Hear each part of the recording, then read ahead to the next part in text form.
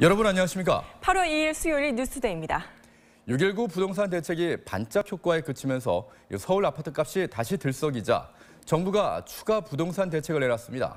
투기 과열지구 지정 등의 더 강력한 규제 마련이 유력시되고 있습니다. 김재경 기자입니다. 서울 노원구의 한 아파트 단지. 지난주 이곳의 한 아파트가 경매에 나왔습니다. 응찰자가 9년 만에 가장 많은 85명 몰렸고 낙찰가율은 138%, 사상 최고 수준이었습니다. 서울 전체 경매 시장도 상승세를 보이고 있습니다. 올 초 93.3%였던 감정가 대비 낙찰가율은 지난 5월 101%까지 치솟았고 6.19 대책이 나온 6월엔 잠시 주춤하다가 지난달 다시 99%를 넘어섰습니다. 정부의 부동산 대책이 사실상 통하지 않은 겁니다. 이 높아진 낙찰가가 공개가 되면서 일반 시장에도 알려지고 가격이 상승하고 또 일반 시장에서 높아진 가격이 경매 시장에도. 강남 재건축 시장 역시 최근 한 달 새 호가가 1억 원이나 오르며 6.19 대책 여파에서 대부분 벗어난 모습입니다. 시중은행 주택담보대출액도 1조 7천억 원 늘어나며 3개월 연속 증가세를 보이고 있습니다. 반짝 효과는 어느 정도 규제가 들어오면 반짝은 위축은 되죠. 효과는 전혀 없었죠. 때문에 오늘 정부의 대책도 강남 등 재건축 지역에 집중될 전망입니다. 투기과열지구 지정이나 주택구매자금 조달계획 신고 의무화 등 고강도 대책들이 점쳐지고 있는 가운데 무더위만큼이나 달아오른 부동산 시장은 또 한 번 그 효과를 주시하고 있습니다. MBC 뉴스 김재경입니다. 문재인 정부의 첫 세법 개정안이 오늘 발표됩니다. 이 개정안에는 과세 표준 2천억 원이 넘는 대기업과 연소득 3억 원 이상인 고소득자에 대해서 법인세와 소득세를 인상하고 영세 자영업자는 한시적으로 체납세금을 면제해주는 등의 방안이 담길 것으로 예상됩니다. 틸러슨 미국 국무장관이 북한 정권의 교체를 추구하지 않겠다며 트럼프 정부의 기존 대북 원칙을 재확인했습니다. 그러나 북한이 핵과 미사일 도발을 계속한다면 미래는 없을 것이라며 강력 대응할 것임도 밝혔는데요. 워싱턴 현원섭 특파원입니다. 북한의 2차 ICBM급 미사일 도발 이후 첫 브리핑을 가진 틸러슨 국무장관이 미국은 김정은 정권의 교체나 붕괴를 목표로 하지 않는다고 밝혔습니다. Our position towards North Korea, that what we are doing, we do not seek a regime change, we do not seek the collapse of the regime. 또 미국은 한반도의 통일을 가속화하려고 하지 않으며 38선 북쪽으로 군대를 보내지도 않을 것이라고 말했습니다. 트럼프 정부의 기존 대북 원칙을 재확인한 것입니다. 틸러슨은 나아가 미국은 북한의 적도 위협도 아니라면서 어느 시점에 북한과 대화하고 싶다고 강조했습니다. And we hope that at some point they will begin to understand that and that we would like to sit and have a dialogue with them about the future. 틸러슨은 다만 핵과 미사일 프로그램을 지속한다면 미래는 없을 것이라면서 북한의 위협에 강력히 대응하겠다는 뜻을 밝혔습니다. 이런 가운데 트럼프 대통령이 한반도에서의 전쟁도 북핵 해결을 위한 하나의 옵션이 될 수 있다고 발언했다는 주장이 제기됐습니다.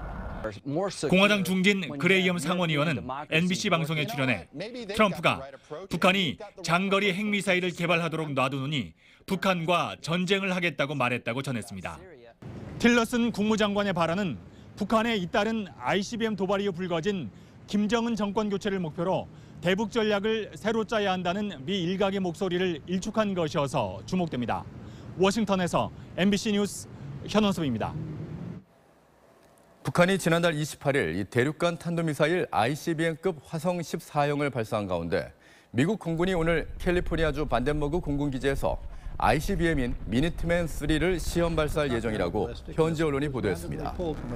무게 35톤, 최고 시속 마하 23으로 3단 고체 연료 추진형인 미니트맨 3는 최대 사거리가 13,000km에 달해 반덴버그 기지에서 평양까지 30분이면 도달할 수 있습니다. 발사 예정인 미니트맨 3는 탄두가 장착되지 않은 시험용이며 미군은 이번 시험 발사를 통해서 미사일의 정확도와 효율성 등을 확인할 계획인 것으로 전해졌습니다.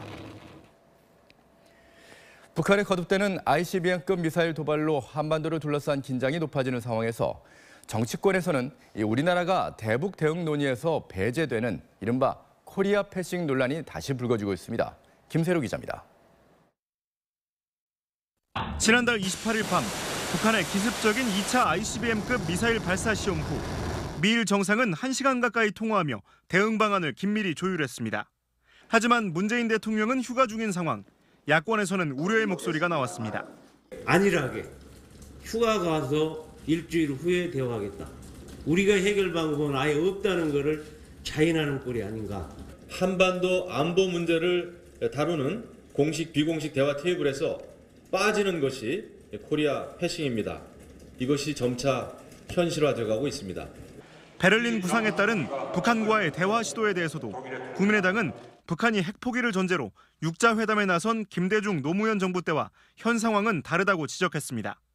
반면 여당은 어떤 경우에도 북과 대화한다는 원칙에 대한 근본적 입장은 변화가 없다고 강조했습니다. 정세 변화에 따라서 제재와 압박과 대화 중 방점이 찍히는 부분이 달라질 수 있지만 대북 정책의 원칙이 조변석게 한다면 국민 불안만.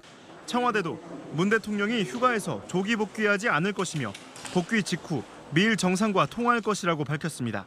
MBC 뉴스 김세로입니다. 사드 부지에서 소규모 환경 영향 평가를 진행한 결과 이 전자파가 검출되지 않았다고 송영무 국방부 장관이 밝혔습니다. 그러나 이에 대한 공개가 늦어진 데다가 문재인 대통령에게 보고도 하지 않은 것으로 드러나 논란이 불거지고 있는데요.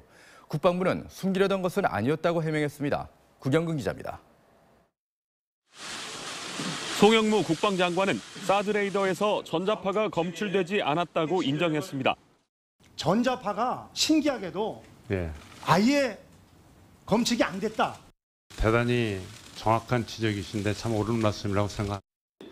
해군 출신의 경험을 내세워 무해성을 강조했습니다. 출력이 사드 레이더의 출력보다 62배가 강합니다. 150m 정도의 그 함상에서 장병들이 250 정도 근무를 하거든요. 그런데 정부는 이런 사실을 그동안 전혀 공개하지 않았습니다. 전자파가 지금 검출 안 된 것도 대통령께 보고 드렸습니까? 그 사안은 그 자리에서는 보고를 안 드렸지만 국방부는 사실을 숨기려는 게 아니었다고 해명했습니다. 환경부와 협의 중에 있는 사항입니다. 그래서 협의가 끝나야 공개가 가능합니다. 자유한국당은 사드 배치 반대 명분으로 전자파를 내세워 불필요한 사회 갈등과 국론 분열로 국민을 기만했다며 더불어민주당의 사과를 요구했습니다. 바른정당도 사드 배치의 당위성을 보완하고 인근 주민들에게는 사실관계를 명확히 밝히라고 촉구했습니다. MBC 뉴스 구경근입니다. 정부의 탈원전 정책을 둘러싼 공방이 갈수록 첨예해지고 있습니다. 신고리 오륙호기 중단 여부를 논의할 공론화위원회는 법정으로 갔고 전기요금 폭탄과 블랙아웃 위기 논쟁도 뜨겁습니다. 이문현 기자입니다. 출범 일주일을 넘긴 신고리 오륙호기 공론화위 활동 여부가 법원 결정에 맡겨졌습니다. 자유한국당과 한국수력원자력노조, 탈원전 반대 교수들은 공론화위 설치가 원천 무효라며 활동 중지 가처분 신청을 냈습니다. 불법기구에서 또 그런 전문가 없이 결정하는 그 부분을 절대 승복할 수 없다. 정부의 에너지 계획과 관련된 갈등 심의는 산업통상자원부 산하 에너지위원회가 하도록 법에 규정돼 있다고 지적했습니다. 국민의당은 공사 중단이 법적 근거에 따라야 하는 만큼 국회에서 논의할 것을 제안했습니다. 이전 정부의 전력 수요 예측 실패로 일어난 이명박 정부 당시 블랙아웃 위기가 재현될 수 있다는 우려도 나왔습니다. 더불어민주당은 가짜 뉴스라고 거듭 일축했습니다. 충분히 보완이 가능합니다. 전력 대란이나 블랙아웃을 우려하는 주장은 전혀 근거가 없습니다. 이딴 논란에도 정부는 어제 국무회의에서 공론화위 운영에 46억 3천여만 원의 예산 집행을 의결했습니다. MBC 뉴스 이문현입니다. 탈원전 정책이 시행돼도 5년 동안 전기요금이 오르진 않을 것으로 정부는 예측했습니다. 하지만 문제는 전력수급은 장기간에 걸쳐 이뤄지기 때문에 2022년에도 전기료 동결이 가능하냐는 논란이 일고 있습니다. 김성민 기자입니다. 정부는 2022년까지 전기요금 인상은 1% 안팎에 그칠 것으로 전망했습니다. 탈원전에 찬성하는 환경단체도 에너지 전환 비용은 충분히 감당할 수준이라고 설명합니다. 문제는 5년 뒤 상황입니다. 원전 축소에 반대하는 측은 탈원전이 장기간 지속될 경우엔 요금 인상이 불가피하다고 주장합니다. 전망이 엇갈리는 이유는 전력 수급을 예측하는 게 그만큼 어렵기 때문입니다. 전력 설비 용량이 지금의 10분의 1 수준이었던 1980년대에도 전력 예비율이 50%에서 70%로 높다는 이유로 발전 설비 용량을 크게 줄였는데 이 여파로 1995년엔 전력 예비율이 한 자릿수까지 떨어졌습니다. 또 2000년대 들어 발전소를 늘리지 않았던 정책은 2011년 9월 대정전 사태를 불러와 전력 예측 실패의 대표적 사례가 됐습니다. 이런 배경 탓에 정부가 검토하는 내년 이후 전력 수급 계획을 놓고도 논란이 일고 있습니다. 정부는 평균 GDP 성장률을 2.5%로 계산해 전력 수요가 감소할 것으로 예측했지만 장기 성장률 예측이 기관마다 다른 데다 실제 전기차나 AI 산업의 발전으로 전력 수요가 더 커질 수도 있기 때문입니다. 이런 가운데 공론화위원회는 내일 신고리 원전 5, 6호기의 공사 중단 여부를 결정하는 방식에 대해 발표합니다. MBC 뉴스 김성민입니다. 경남 김해 한 고속도로에서 4중 추돌 사고가 발생해 10명이 다쳤습니다. 서울의 한 주택 화장실에서 불이 나 주민이 온몸에 화상을 입었습니다. 밤사이 사건 사고 이동경 기자입니다. 사고 차량들이 엉키면서 도로엔 극심한 정체가 빚어졌습니다. 어제 오후 5시 반쯤 경남 김해시 중앙고속도로에서 양산 방향으로 가던 36살 이모 씨의 1톤 트럭이 앞서가던 트럭을 들이받았습니다. 충돌 직후 또 다른 차 2대와 잇따라 부딪히면서 이 씨 등 10명이 다쳐 병원으로 옮겨졌습니다. 119 대원들이 남아있는 불씨가 없는지 집안 구석구석을 살핍니다. 어제 오후 5시 반쯤 서울 광진구 군자동의 한 주택 화장실에서 불이 나 58살 조모 씨가 전신 2도 화상을 입었습니다. 소방당국은 조 씨가 옷에 묻은 기름때를 없애려고 인화물질인 신어를 사용하다 불이 붙은 것으로 보고 있습니다. 비슷한 시각 제주도 서귀포시 남원읍의 한 도로를 달리던 39살 양모 씨의 승용차에서 불이 났습니다. 운전자는 화재 직후 빠져나왔지만 차량이 완전히 타면서 소방서 추산 470만 원의 재산 피해가 났습니다.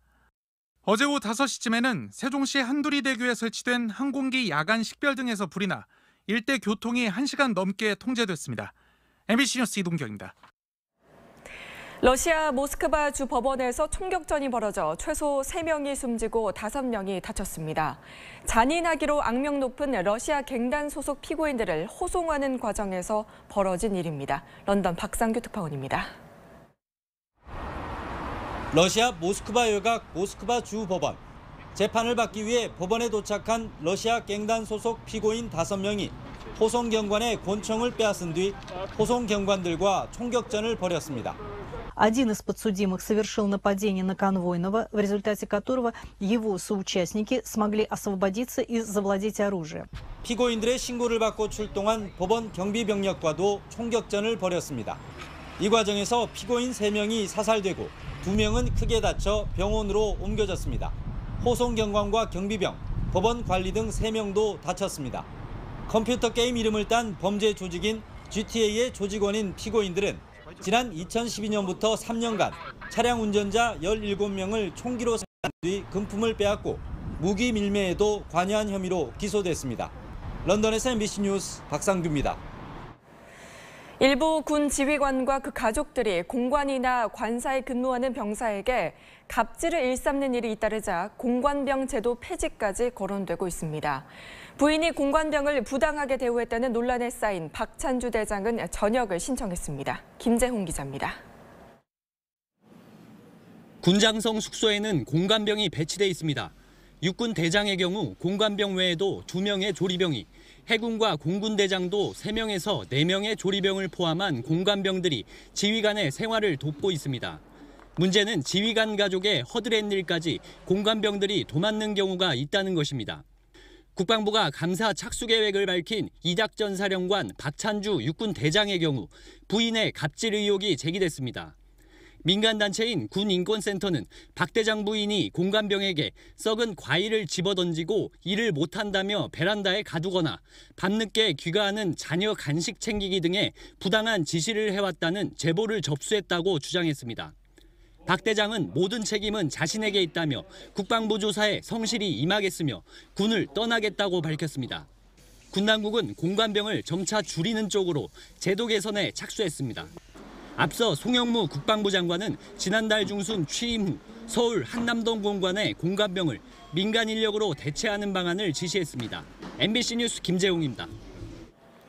문학의 블랙리스트 사건 공방이 2심 재판부에서 다시 이어질 전망입니다. 특검은 1심 판결에 불복해 김기춘 전 비서실장 등 피고인 7명 전원 항소했습니다. 윤정혜 기자입니다. 박영수 특별검사팀이 문화예술계 블랙리스트 1심 판결에 불복해 항소했습니다. 지난 27일 서울중앙지법 황병헌 판사는 조 전 장관의 블랙리스트 관련 직권남용과 강요 혐의는 무죄로 선고했고 김 전 실장을 비롯한 다른 피고인들에게는 특검 구형에 못 미치는 형량을 선고했습니다. 황 판사는 조 전 장관이 블랙리스트를 알고 있던 정황은 인정되지만 리스트 관리에 개입했다는 뚜렷한 증거는 없다고 설명했습니다. 특검은 블랙리스트 윗선으로 지목된 김기춘 전 비서실장을 포함해 관계자들에게 모두 유죄 판결이 나왔는데 조윤선 전 장관의 혐의만 인정되지 않은 점은 수긍하기 어렵다는 입장입니다. 이에 따라 항소심에서는 최근 공개된 청와대 캐비닛 문건 가운데 블랙리스트와 관계된 자료로 증거를 보강할 계획인 것으로 알려졌습니다. 한편 재판부는 1심 판결문에서 대통령의 블랙리스트 관여 혐의를 인정하지 않았습니다. 박 전 대통령이 보수주의를 표방하며 당선됐기 때문에 좌파 배제, 우파 지원을 표방한 것 자체가 위법하다고 볼 수는 없다는 겁니다. 대통령의 지원 발언이 범행 지시가 아니라 국정 기조를 강조한 것으로 봤습니다. MBC 뉴스 윤정혜입니다. 박근혜 전 대통령과 최순실에게 뇌물을 건넨 혐의로 재판에 넘겨진 이재용 삼성전자 부회장에 대한 피고인 신문이 오늘 법원에서 진행됩니다. 지난 2월 구속된 이후 4개월 넘게 재판을 받아온 이 부회장이 법정에서 자신의 혐의에 대해 직접 소명하는 것은 이번이 처음입니다. 특검팀은 이 부회장이 박 전 대통령과 면담하며 경영권 승계 지원 등 부정한 청탁과 함께 뇌물을 제공한 것으로 보고 있지만 이 부회장은 이를 부인할 것으로 보입니다.